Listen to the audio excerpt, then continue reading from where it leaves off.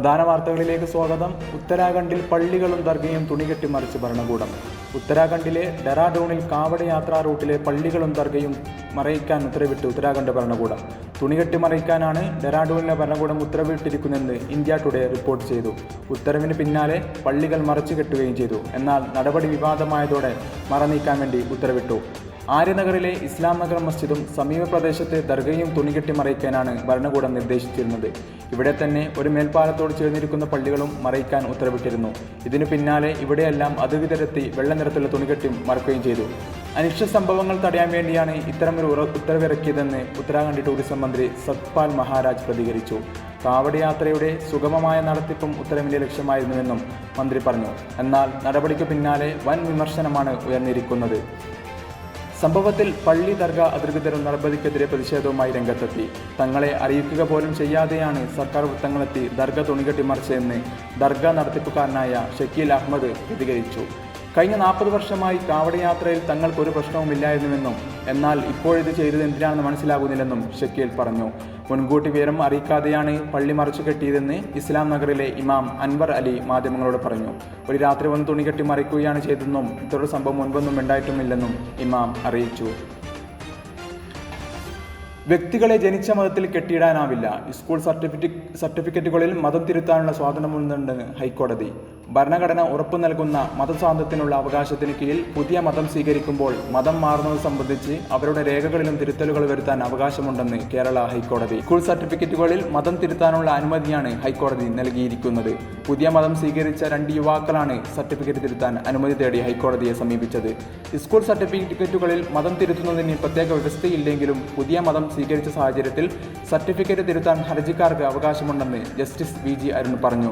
ഇഷ്ടമുള്ള ഏതു മതവും ആചരിക്കുന്നതിനും വിശ്വസിക്കുന്നതിനുമുള്ള സ്വാതന്ത്ര്യ ഭരണഘടനയുടെ 25-ാം അനുച്ഛേദം ഉറപ്പു നൽകുന്നു. ആ സ്വാതന്ത്ര്യം ഉപയോഗിച്ച് ഒരാൾ മറ്റൊരു മതം സ്വീകരിക്കുകയാണെങ്കിൽ അവന് രേഖകളിൽ ആവശ്യമായ തിരുത്തലുകൾ വേണ്ടിവരുമെന്നും കോടതി പറഞ്ഞു. ഹിന്ദു മാതാപിതാക്കളുടെ മക്കളായി ജനിച്ച ഹർജിക്കാർ 2017 മെയ്യിലാണ് ക്രിസ്തുമതത്തിലേക്ക് പരിവർത്തനം ചെയ്തത്.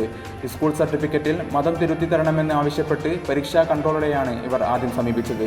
എന്നാൽ സർട്ടിഫിക്കറ്റിൽ മതം തിരുത്താൻ വ്യവസ്ഥയില്ലെന്ന് ചൂണ്ടിക്കാട്ടി കൺട്രോളർ അപേക്ഷ നിരസിക്കുകയായിരുന്നു.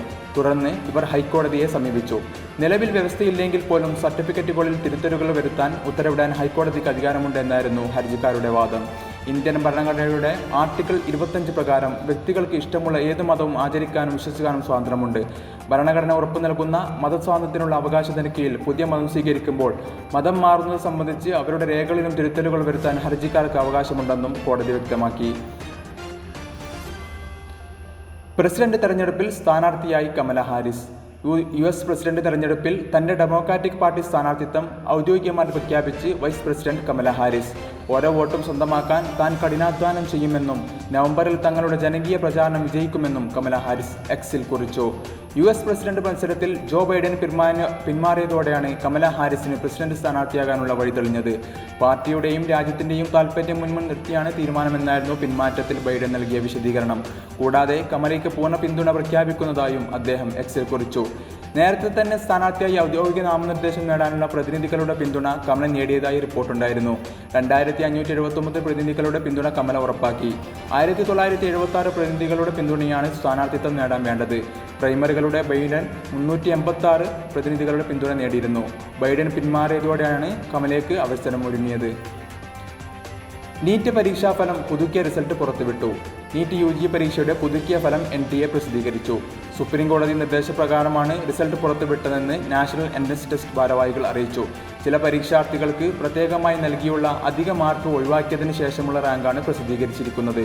പുതുക്കിയ പരീക്ഷാഫലത്തിൽ മലയാളി അടക്കം 17 വിദ്യാർത്ഥികൾ 1ാം റാങ്ക് നേടി.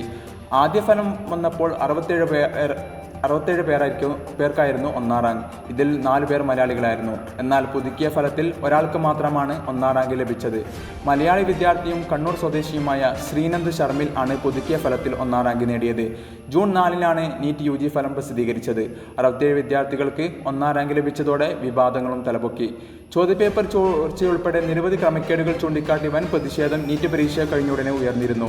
ഇതുമായി ബന്ധപ്പെട്ട് നിരവധി ഹർജികളും സുപ്രീംകോടതി മുമ്പാകെ എത്തിയിരുന്നു. ഇതിലാണ് പുതിയൊരു തീരുമാനം നടപ്പിലായിരിക്കുന്നത്. വാർത്തകൾ അവസാനിക്കുന്നു. നന്ദി, നമസ്കാരം.